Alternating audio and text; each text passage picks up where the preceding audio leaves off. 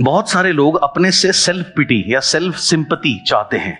Now एक चीज आपको अंडरस्टैंड करनी है, सिंपैथी यानी कि सहानुभूति। सहानुभूति हमें किससे होती है जनरली? एक बेचारे व्यक्ति से। तो अगर आप सहानुभूति ढूंढेंगे जिंदगी में तो कभी भी आप सक्सेसफुल नहीं हो सकते।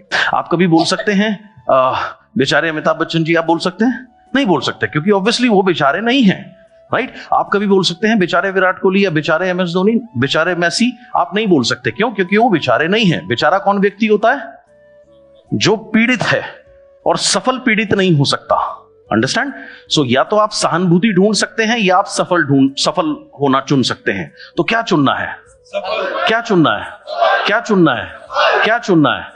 तो सफल अगर आप चुनते हैं तो ऑटोमेटिकली सबसे पहले आपको सहानुभूति छोड़नी पड़ेगी, राइट? सेल्फ पिटी छोड़नी पड़ेगी। जब आप अपनी जिस भी स्थिति परिस्थिति में आप हैं, बिजनेस को लेके, लाइफ को लेकर के, जब आप दूसरे लोगों को दोष देते हैं, ब्लेम देते हैं, गॉड को, किस्मत को, किसी भी चीज को, किसी अन्य व्यक्ति को, किसी हादसे को, किसी सरकमस्टांस को, परिस्थिति, किसी भी चीज को, अपनी करंट सिचुएशन के लिए, तो आप अपने सबकॉन्शियस माइंड से क्या कम्युनिकेट कर रहे हैं कि आपकी कोई गलती नहीं है। गलती किसकी है? गलती दूसरे व्यक्ति की है। गलती इस सरकमस्टांस की है। गलती इसकी वजह से ऐसा हुआ, उसकी वजह से ऐसा हुआ। जब हम ऐसा करते हैं, हम अपने सबकॉन्शियस माइंड को कम्युनिकेट करते हैं कि आपको कुछ भी करने की जरूरत नहीं है, गलती आपकी नहीं है, गलती दूसरे व्यक्ति की है। यह है नॉन वर्बल कम्युनिकेशन।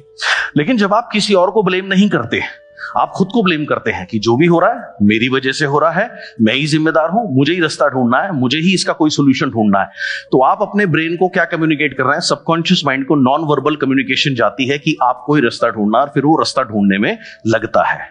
तो जब तक आप विक्टिम का रोल प्ले करते रहोगे, सहानुभूति ढूंढते रहोगे, तो आप कभी सक्सेसफुल नहीं हो सकते, क्योंकि कोई भी सफल व्यक्ति विक्टिम नहीं हो सकता या उससे सहानुभूति नहीं करते। You are like the whole football team. आप एक फुटबॉल की टीम के तरीके से है। If all parts of you, all the believes inside you are in alignment, no problem. जैसे फुटबॉल की टीम में 11 खिलाड़ी होते हैं। कौन सी टीम बेहतरीन खेलती है? जिस टीम के 11 खिलाड़ियों में बेहतरीन तालमेल होता है, वो टीम अच्छा खेलेगी हमेशा से। जैसे फुटबॉल की टीम में मेनली 3 पोजीशंस होती हैं। फॉरवर्ड पे जो लोग खेलते हैं उनका काम होता है अटैक करना, गोल करना। उसके बाद मिडफील्डर का डबल रोल होता है, वो अटैक भी करते हैं और डिफेंस का, दोनों का मिक्सचर होता है। और उसके बाद सबसे पीछे की पंक्ति जो होती है उसका काम होता है डिफेंस करना, यानी कि अपने गोल को प्रोटेक्ट करना, राइट? अब जो टीम आपस में जिनका तालमेल अच्छा होता है, एक दूसरे को समय पर पास देते हैं, एक दूसरे से कोऑर्डिनेट करके खेलते हैं, हमेशा वो टीम अच्छा खेलेगी। और ऐसी अगर कोई टीम है जिसमें हो सकता है 11 सुपरस्टार हो लेकिन तालमेल नहीं है, 11 सुपरस्टार होने के बाद भी, 11 मेसी होने के बाद भी, या 11 रोनाल्डो होने के बाद भी वो टीम बेहतरीन नहीं खेल पाएगी, क्योंकि उसमें आपस में तालमेल नहीं है। सेम वे, इसी तरीके से यही चीज यहां पर आपको समझाई गई है। आप एक फुटबॉल की टीम के तरीके से हैं। If all parts of you, हमारे 3, जैसे फुटबॉल में 3 मेन पोजीशन मैंने आपको बताई, forward, midfield and defence. Same way हमारे 3 हिस्से हैं मोटे तौर पर, physical, mental and spiritual. Physical, जो आप फिजिकल कार्य करते हैं अपने को सफल बनाने के लिए, जैसे हमारे बिजनेस के संदर्भ में कहूं तो आप फिजिकली जो मीटिंग करते हैं, प्लान दिखाते हैं, कोई ट्रेनिंग करते हैं, ये सब है फिजिकल कार्य। उसके बाद है मेंटल। मेंटल यानी कि आप सोचते क्या है, राइट? मेंटली आपकी थॉट क्या है। और उसके बाद थर्ड है स्पिरिचुअल एस्पेक्ट, क्या है आपका स्पिरिचुअल हिस्सा, क्या है। अगर इन तीनों में अलाइनमेंट है, फिजिकली, मेंटली और स्पिरिचुअली, जब आप एक होते हैं तो ऑटोमेटिकली आपकी अलाइनमेंट होती है। तब आप जो भी चीज प्राप्त करना चाहेंगे, आपकी कहीं भी एनर्जी ब्लॉक नहीं होगी, आप उसको अचीव कर पाएंगे। को एक गलत शिक्षा दी जाती है, उनके दिमाग में बैठा होता है या तो आप बहुत रिच बन सकते हैं या आप स्पिरिचुअली सक्सेस हो सकते हैं। ये सही नहीं है। आप दोनों चीजें एक साथ हो सकते हैं, और कंप्लीट लाइफ के लिए दोनों चीजों का एक साथ होना बहुत जरूरी है।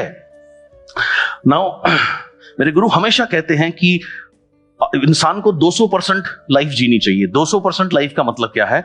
100% मेटीरियलिस्टिक सक्सेस आपको मिले। मेटीरियलिस्टिक सक्सेस में क्या आता है? मेटीरियलिस्टिक सक्सेस में आता है आपका बहुत अच्छा चेक, बहुत अच्छा पे आउट, यानी आप बहुत रिच हो, आप अपनी बहुत कामयाब हो, यह है materialistic success. Right, 100%। But at the same time materialistic success भी खोखली नजर आती है अगर आप स्पिरिचुअल सक्सेस नहीं है, सो अंदर से पीस फील नहीं करते।